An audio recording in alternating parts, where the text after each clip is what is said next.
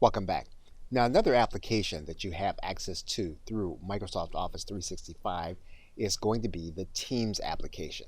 So you can click the link here on the left side panel in your admin panel. Now, a team will allow you to create a shared workspace with those you are connected to. Now, there may be times when you may have certain individuals that you want to work on certain projects and that you don't want them to work on others. If that's the case, you can create a shared workspace specifically for those individuals for the specific project that you're working on. And you can do that through the Teams application. So you'll start the process by clicking Create Team. You'll want to give your team a name, and then you'll determine the level of privacy. So you can have it so that only team owners can add members, or you can have it so that anyone within your organization connected to you in Microsoft 365 can join. We are going to make this a private team, and then we're going to click Next.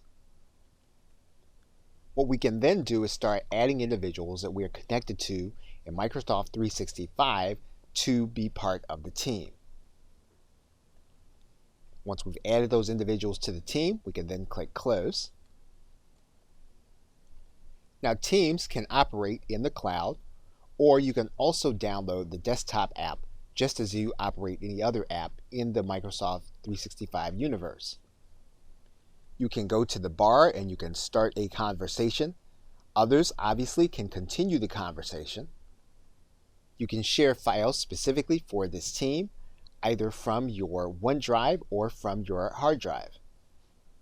And the project itself also has its own wiki, which allows you and your team in order to archive information as you discover it. And you can keep track of those wikis inside of this area. Within the shared workspace, you can also schedule a meeting, and the meeting can be set inside of the individual project. You can also make files available inside of your team application. So while the planner helps you to track your activity, the Teams application helps you to archive your activity as well as to share information in real time. Okay, so with that, thanks, and I will see you in another video.